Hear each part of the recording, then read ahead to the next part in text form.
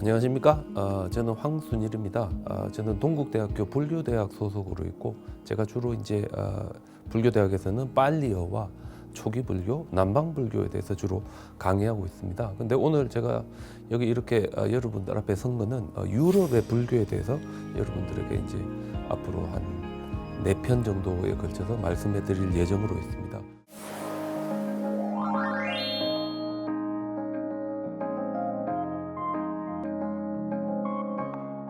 유럽의 불교에 대해서 여러분들에게 이제 이렇게 말씀드리게 된 것은, 제가 이제 동국대학교에서 이제 학부와 석사를 한 다음에 박사학위를 제가 영국에서 이제 박사학위를 했습니다. 이제 그러다 보니 좀 유럽의 사정이라든지 유럽의 불교라든지, 그리고 이제 제가 또 이제 이 영국으로 유학 간 이유도 뭐 다양한 이유가 있겠지만, 기본적으로 제가 영국으로 간 이유는 영국이 이 식민지 경영을 할때 스리랑카와 미얀마를 이제 식민지 경영을 했는데, 스리랑카와 미얀마의 불교가 오늘날 이제 저희들이 이야기하는 남방 불교 또는 동남아시아 불교라고 하는데, 그러다 보니 이 남방 불교와 동남아시아 불교에 대해서 이제 영국에서 연구를 했고, 어떤 그런 연구 성과들이 이제 축적된 것이 우리 한국에서는 빨리 경전 협회라는 이름으로 잘 알려져 있습니다. 저희들이 이걸 이제 PTS라고 하는데, 남방 불교의 소위 경전을 하나로 이렇게 다 묶어서 로마나이즈, 그러니까 이 로만 캐릭터로 변환하고 출판하는 작업을 이제 영국에서 오랫동안 했기 때문에 자연스럽게 영국이 이 남방 불교를 대표하는 연구센터로서의 역할을 했고, 어떤 그런 상황에서 이제 영국이 점차적으로 불교를 만나면서 이제 불교 인구도 생기고 뭐 이렇게 합니다, 그렇지? 그래서 제가 오늘은 일단 먼저 여러분들에게 영국에서 만들어졌던 빨리 경전협회 PTS가 어떤 곳이고, 이 PTS가 어느 정도 중요한 역할을 하는가에 대해서 먼저 말씀드리는 시간을 가져볼까 합니다. 보통 이 PTS라 그러면 제가 빨리 텍스트 소사이티라는 이름으로 남방불교 경전을 이렇게 책으로 만들어서 이제 이렇게 전 세계에 보급하고 있습니다. 그러다 보니 남방불교를 연구하는 사람들은 PTS를 모르는 사람이었고, 우리 한국에서 초기 경전을 연구하는 사람들은 이 빨리 경전협회의 책들을 안 본 사람이었기 때문에, 이 빨리 경전협회, 남방불교, 영국, 어떤 이런 이미지들이 이제 꽉 이렇게 잡혀 있다, 이렇게 이제 볼 수 있습니다. 근데 왜 그러면 그렇게 되었을까?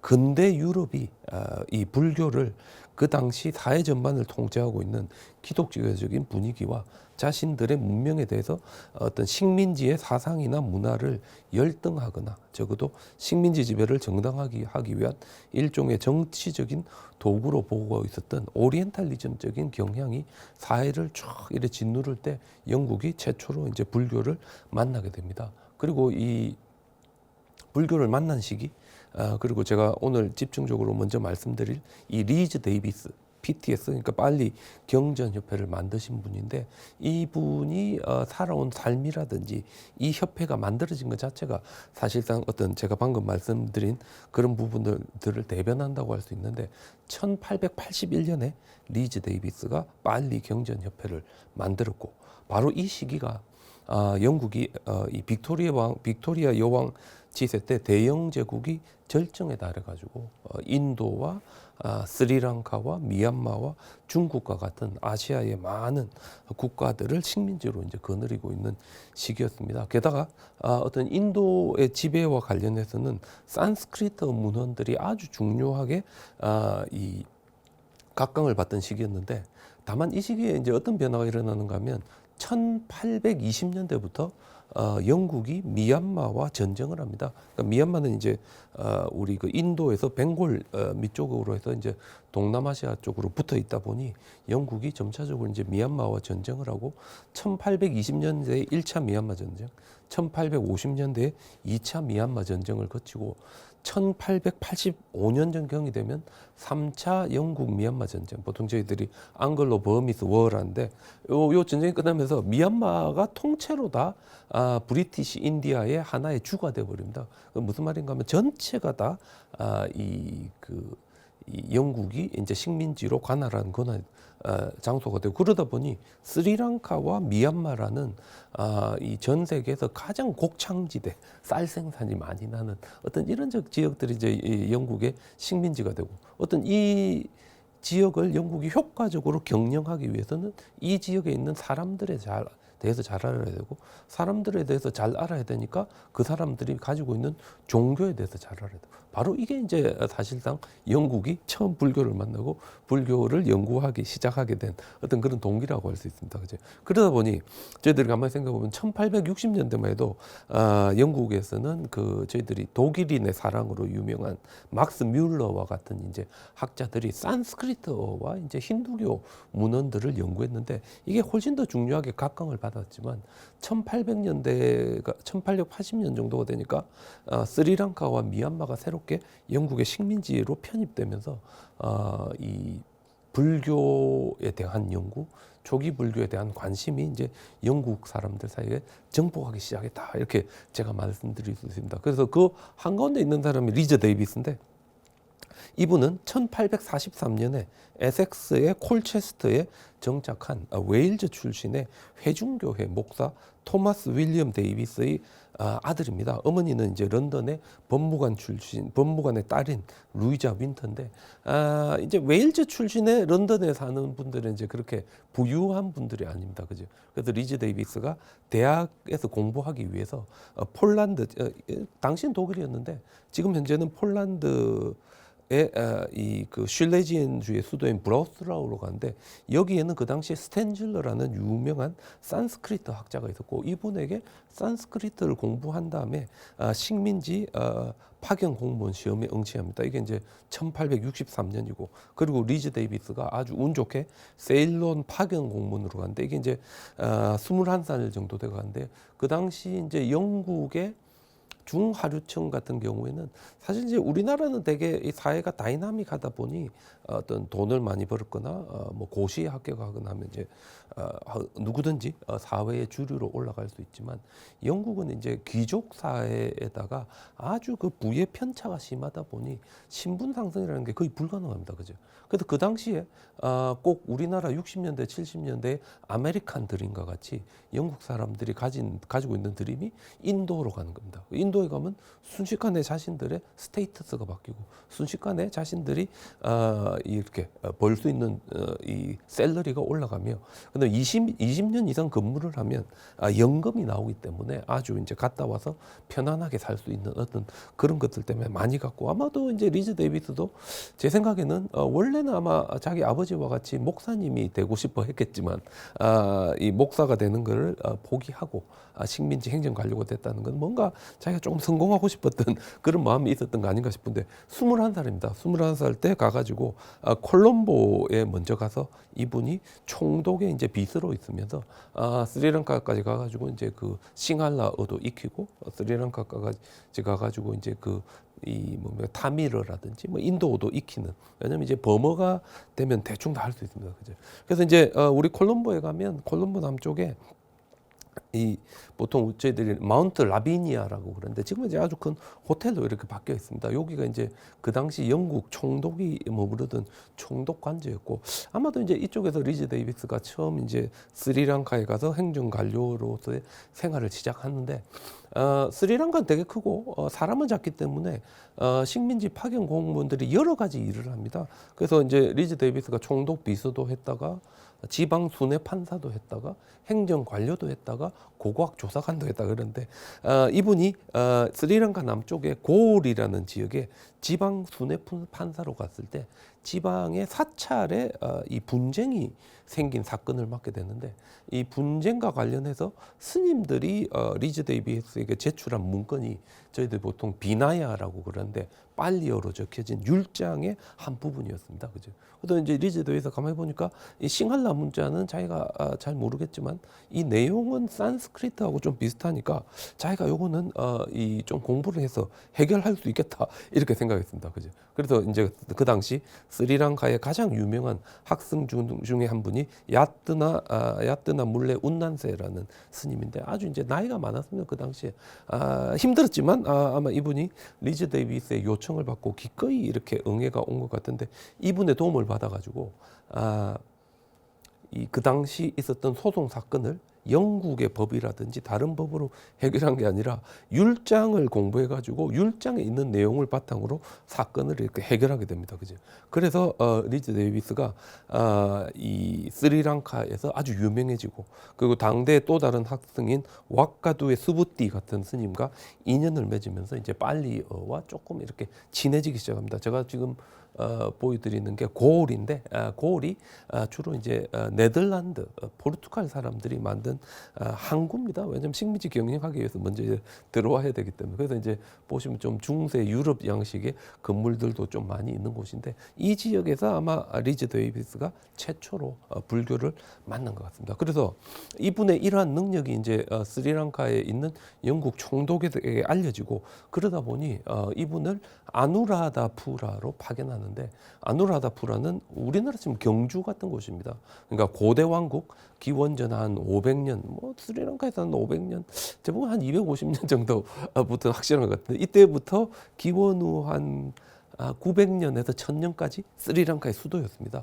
이쪽으로 이제 리즈 데이비스가 파견을 가게 되고 리즈 데이비스가 여기서 한 일은 아누라다푸라에 가면 금성문들이 많이 남아 있습니다. 빨리어로 된 건 주로 없고요. 싱할라어나 버모도 조금 남아 있는데 그런 것을 체크해 가지고 사진도 찍고 이렇게 러빙도 하고 해가지고 요거를 이 왕립 아시아 학회지에 제출하는 일을 했는데 왕립 아시아 학회가 이제 영국에서 아주 중요한 우리 저널 오브 로얄 아시아틱 소사이티 하면 우리 동양학 분야에 가장 권위 있는 우리 학회지 중에 하나인데 이 학회지와 인연을 맺고 이분이 점차적으로 이제 학자로서의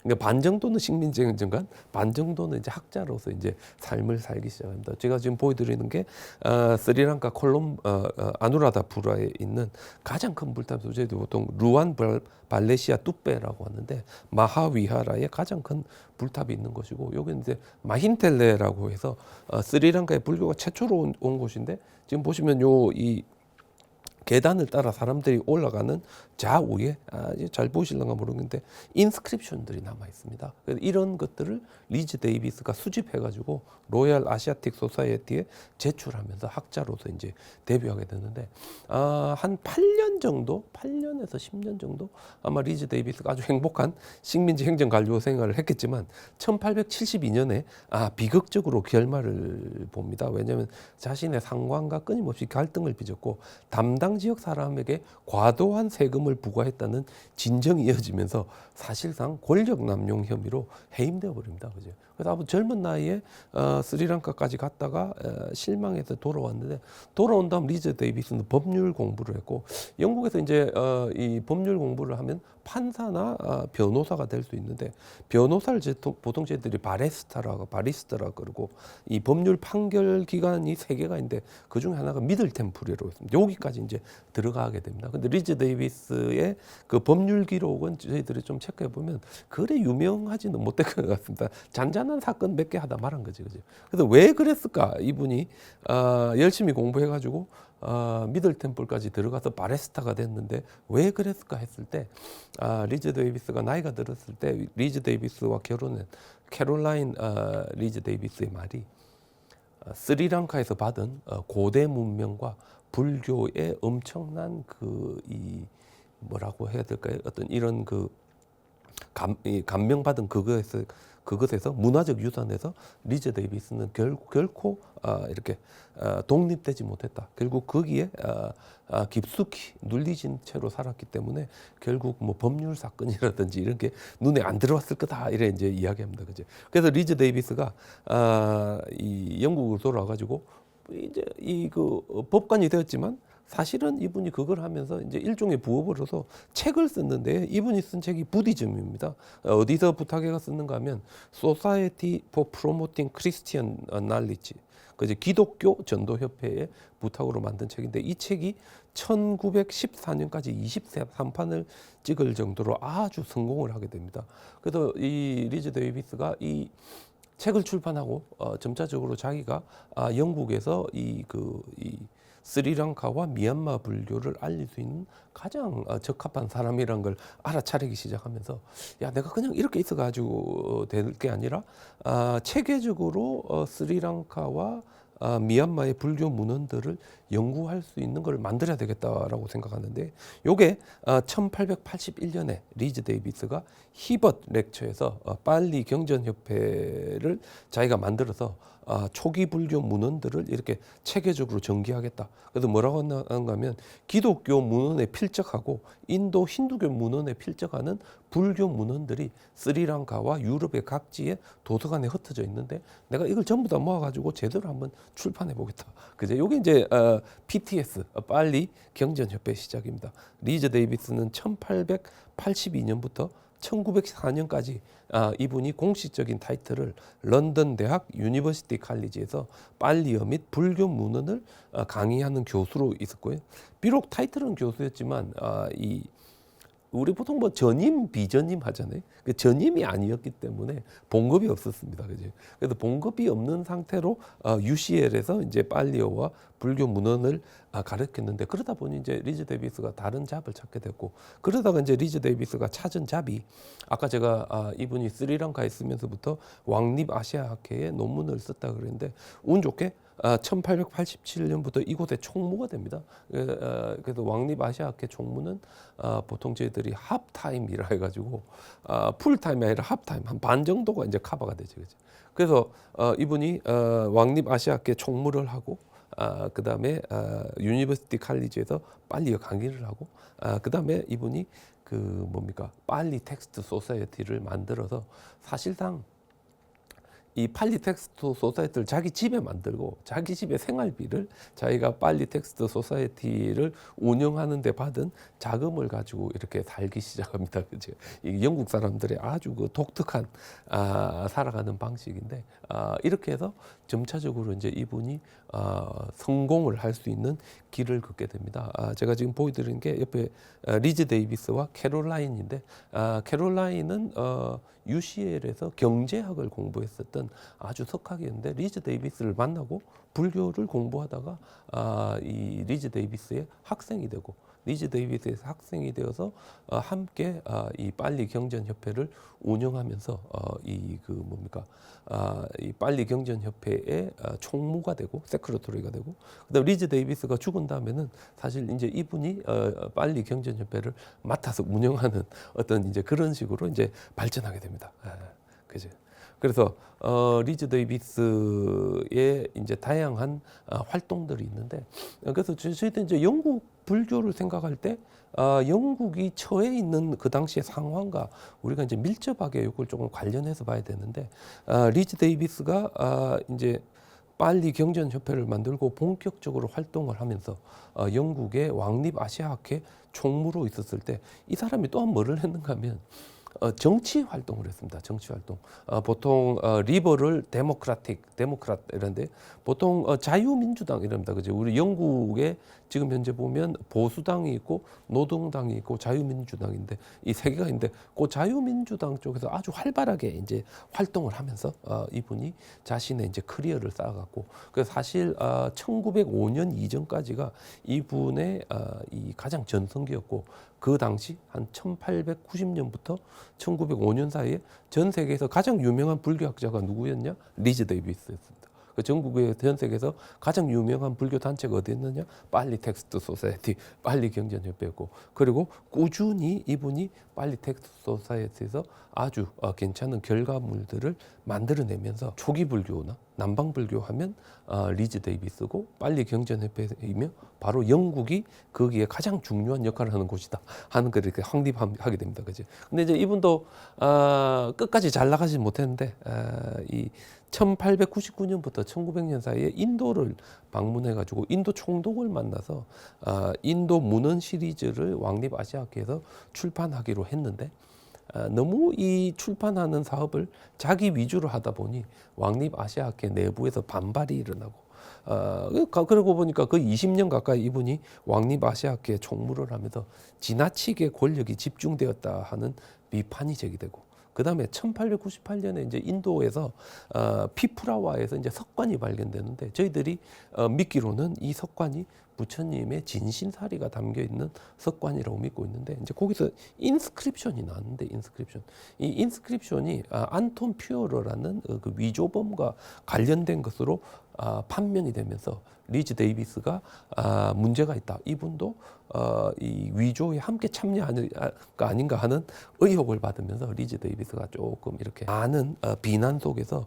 런던 생활을 끝내고 맨체스터로 이제 옮기게 됩니다. 1890년대부터 1900년대 초반까지 아주 많은 업적을 쌓기는 쌓았지만 결국 이제 내부에서 계속 이렇게 반발이 일어나고 너무 이렇게 우리 왕립 아시아학회에 권력이 집중되었다고 이제 이야기가 나오니까 결국 왕립 아시아학회 총무를 그만둘 수밖에 없었고 1904년에 이분이 이제 맨체스터로 옮깁니다. 지금 이제 우리 맨체스터에 가면 시내에 가면 맨체스터 대학이 있는데 그때 이제 그 맨체스터 대학의 전신인 오웬스 칼리지의 비교 종교학과 교수. 이거 이제 풀타임으로 가게 됩니다. 풀타임으로. 그래서 여러분 그 맨체스터 하면 우리 저기 맨체스터 유나이티드 이제 축구팀으로 유명한데 맨체스터 유나이티드의 축구팀에 있는 사람들이 주로 사는 곳은 맨체스터가 아니고 맨체스터 조금 밑으로 오면 채셔라고 있습니다.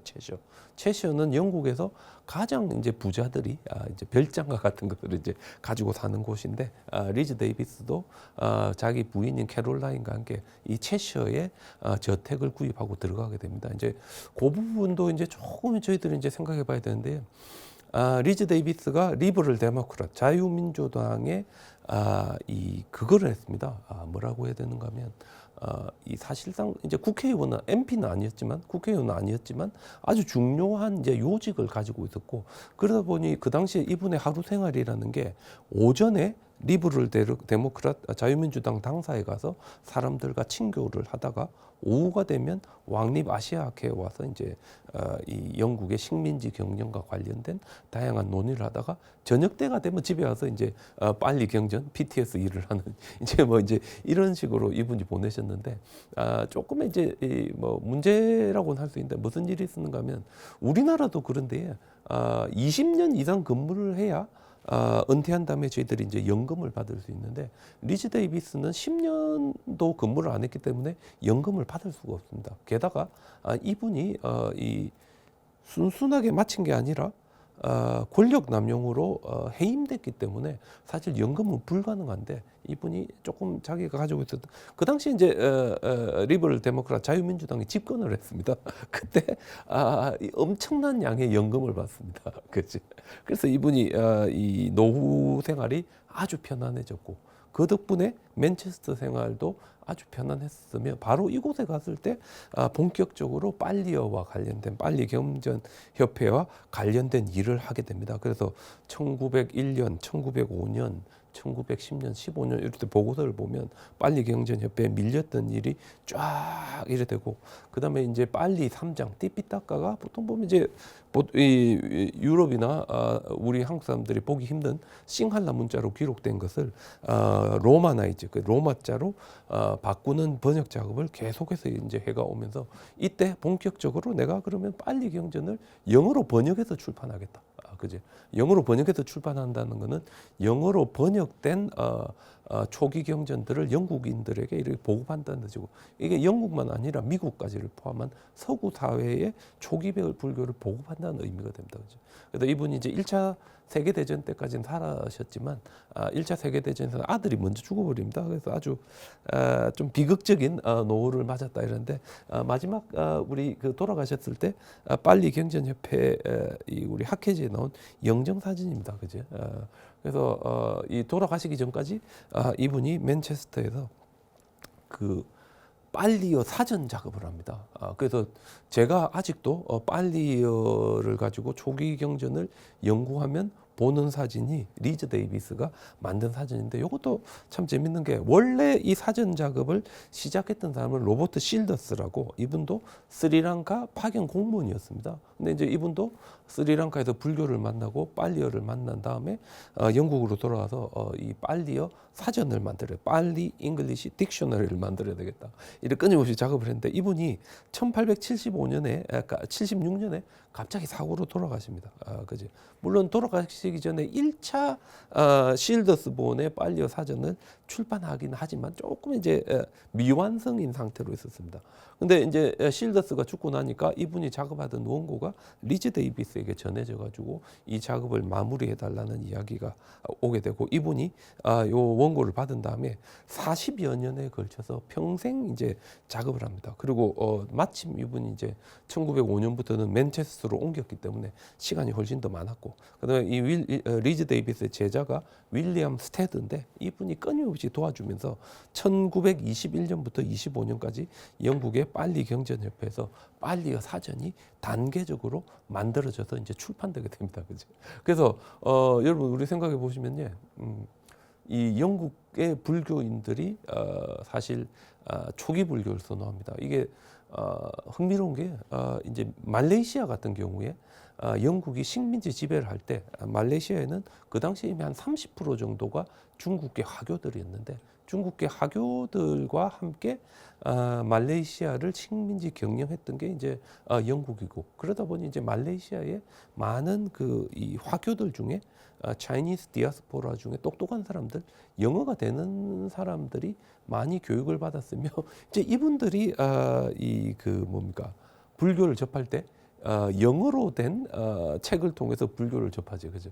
그래서 아직도 우리 말레이시아에 가면 이 남방 불교 및 초기 불교를 선호하는 중국계 화교들이 제법 많습니다. 어떤 이게 다 이런 영향인데, 어떤 이런 작업들이 리즈 데이비스에 의해서 다 시작됐는데, 이분 자체가 스리랑카와 유럽 각지에 모여 있는 이 빨리어로 된 문헌들을 다 모아서 로마자로 만들어서 출판했으니까 베이스 자료를 다 만든 겁니다. 그죠? 그다음 이 베이스 자료를 가지고 우리가 영어로 번역하는데, 영어로 번역하는 가장 중요한 틀이 빨리 잉글리시 딕셔너리, 빨리 영어 사전이니까 요것도 자기가 다 만들어놨지.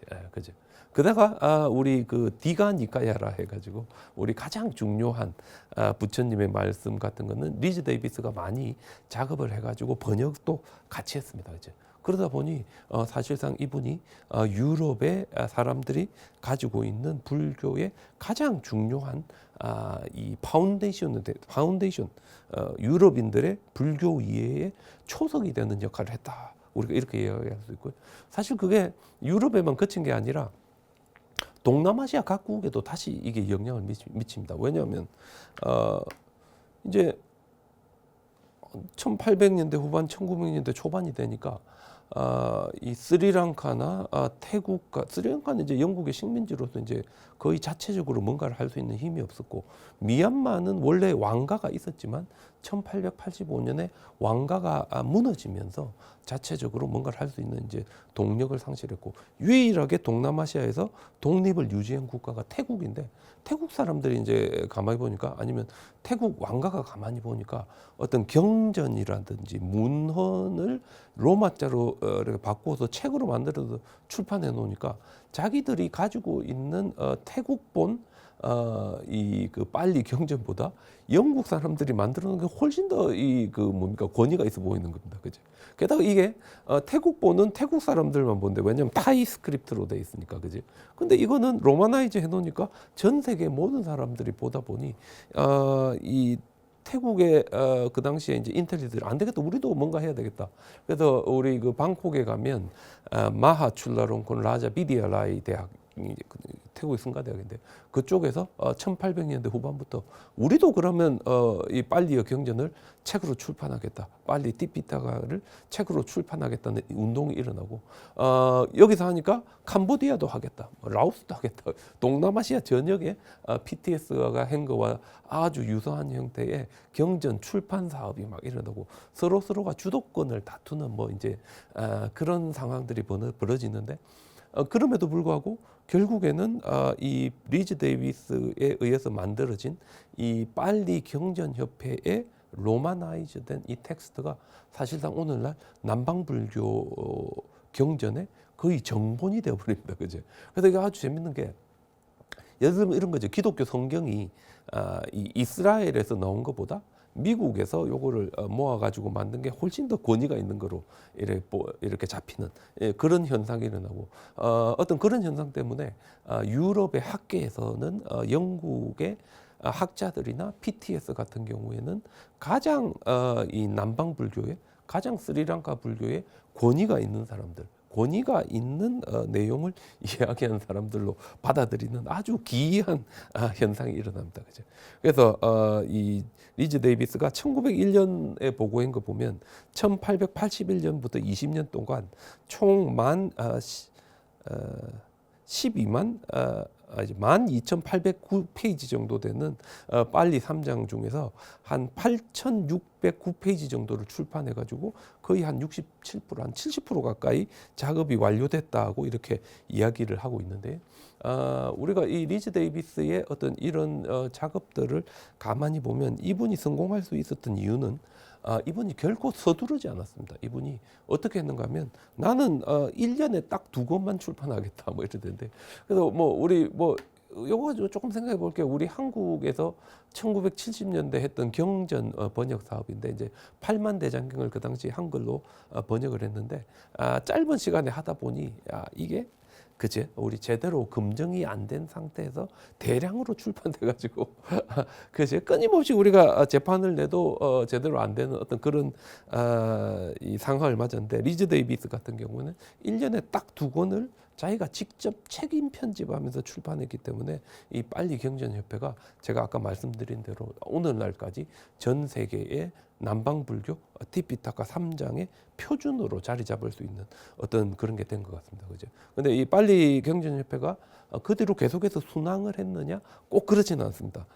빨리 경전협회는 1차 세계대전 이후에 심각한 재정 위기에 봉착하게 됩니다. 왜냐하면 1차 세계대전 때 많은 사람들이 이제 전쟁에 나가서 죽었고, 그 다음에 1920년대부터 30년대까지 여러분들 잘 아시겠지만 세계 대공황이 일어나면서 재정적으로 아주 이게 악화됩니다. 그제? 아주 악화되는 어떤 이런 상황을 맞으면서 심각한 재정 위기에 봉착하게 됩니다. 따라서 요 시기 1920년부터 1950년까지, 그 다음에 또 이제 2차 세계대전이 일어나가지고요. 또 이제 영국이 이제 폭격이라든지 또 뭐 이런 상황에 처하다 보니 이 시기에 또 꼼짝 못하는 어떤 그런 게 되고, 그래서 이 시기가 사실 빨리 경전협회에 좀 암흑기였다. 아주 근데 이 힘든 시기를 아까 제가 말씀드렸던 그 캐롤라인 이 이제 이제 자기 제자인데 이분이 계속해서 극복을 해가지고 이제 빨리 경전협회를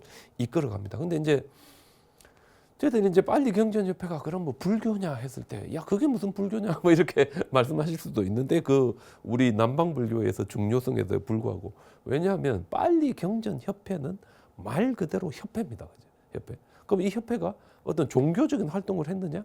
사실은 그건 아니고요.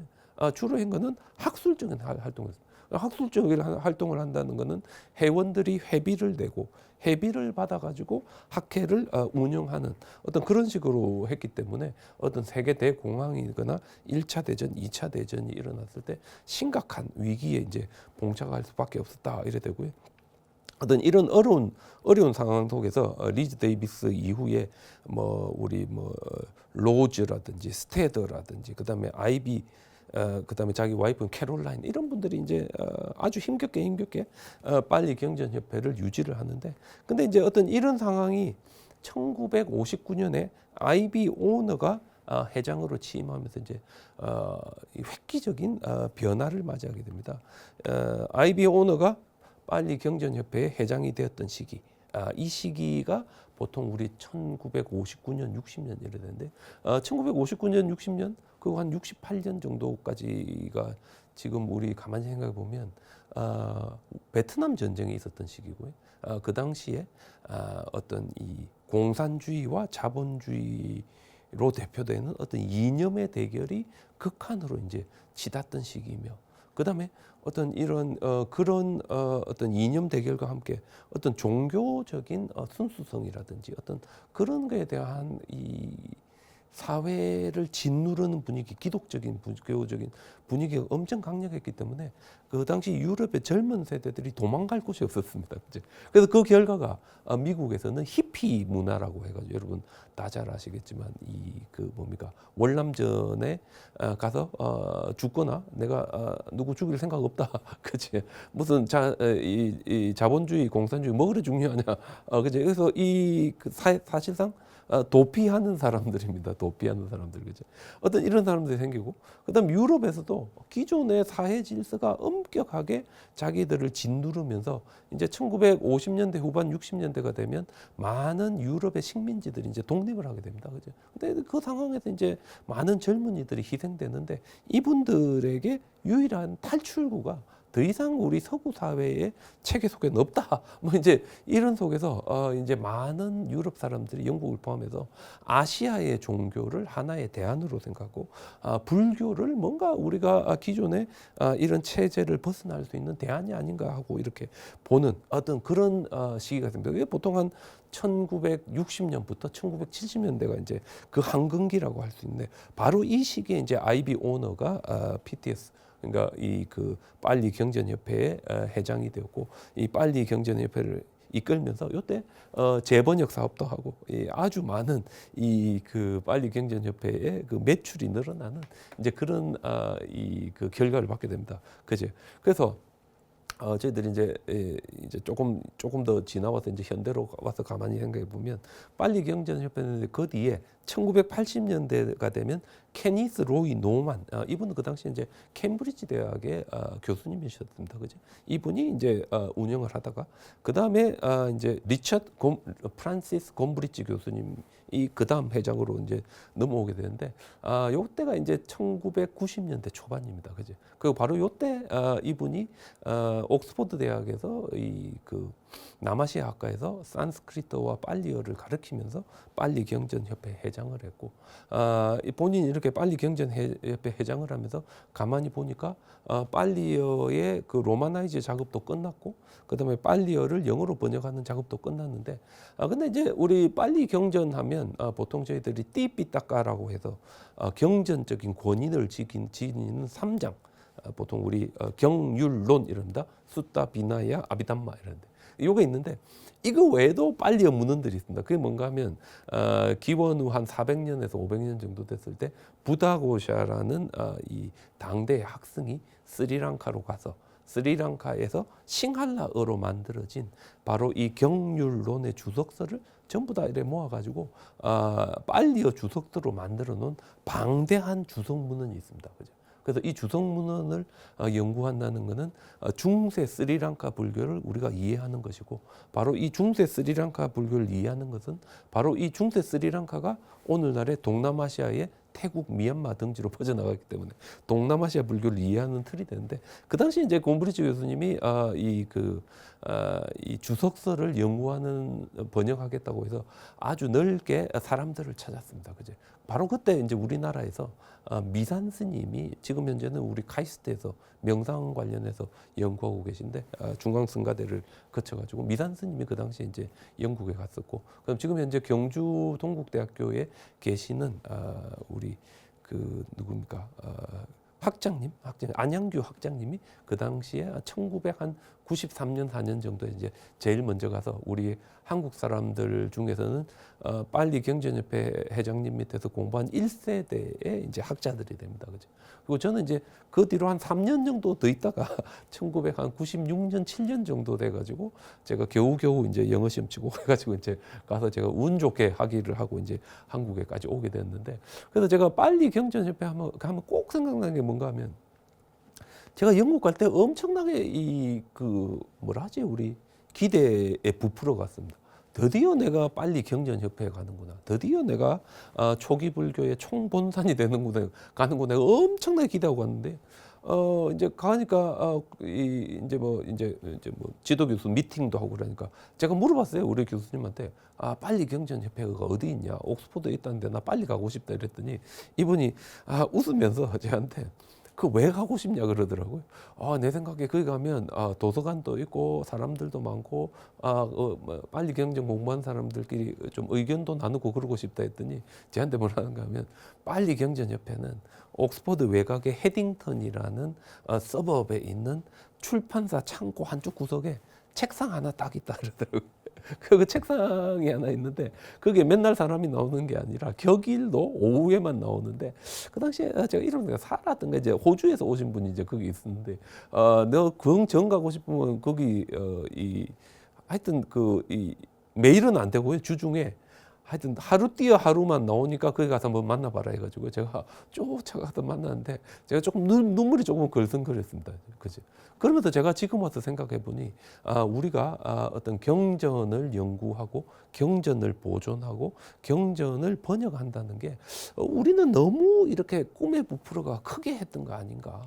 그죠? 그래도 이 영국 사람들의 이 실용적인 방식은 건물이 중요한 게 아니라 사람이 모이는 게 중요한 게 아니라 도서관이 중요한 게 아니다. 진짜 중요한 거는 과연 이 책에서 뭔가 결과물이 나올 수 있는가 없는가 이게 더 중요하고 이게 이제 이 영국인들의 이제 실용적인 측면인데 바로 그런 식으로 이제 빨리 경전협회가 유지되고 있습니다. 그래서 곰브리지 교수님의 대를 이어서 랑스 카진이라는 분이 하고 지금 현재는 빨리 경전협회가 브리스톨 대학으로 옮겨가지고 루퍼드 괴틴이라는 분이 하고 있는데 브리스톨 대학은 영국에서 가장 큰 불교학 센터가 있는 곳입니다. 그죠? 그래서 이쪽에서 지금 되고 있으면 활발하게 아직도 어떤 주석서라든지 다양한 빨리어 문헌들에 대한 교정, 번역, 출판 작업들이 진행되고 있고 그리고 이 동남아시아에서도 끊임없이 이제 빨리어 문헌들이 나오는데 어떤 이런 문헌들을 모으고 보존하는 작업을 하는 분이 피터 스킬링이라고 있습니다. 우리 곰브리지 교수님의 초기 제자이신데 이분이 이제 방콕에서 프레자일 팜 립스 프로젝트 파운데이션 뭐 이런데 이거를 운영하면서 많은 이 그 미얀마나 스리랑카나 태국의 이 필사본들이 방콕에 흘러 들어온 걸 이제 수집하는데 어떤 이런 것들이 이제 빨리 경전협회의 새로운 어떤 일의 자료가 됩니다. 그래서 제가 오늘은 유럽 불교에 대한 첫 시간으로 영국의 빨리 경전협회에 대해서 말씀드렸는데 사실 여러 가지 말이 있을 수 있습니다. 빨리 경전협회가 그럼 진짜 무슨 이 그 종교 단체냐, 그 학술 단체 아니냐 이럴 수 있는데 그럼에도 불구하고 이 빨리 경전협회가 이 서구 불교와 이 남방 불교에 가진 위상을 생각해 봤을 때 저희들이 이런 일이 식민지 시대에 영국의 학자들 사이에 있었다. 이것이 우리가 유럽 불교, 영국 불교를 이해하는데 아주 중요한 열쇠가 될 것 같아서 먼저 말씀드렸습니다. 예, 감사합니다.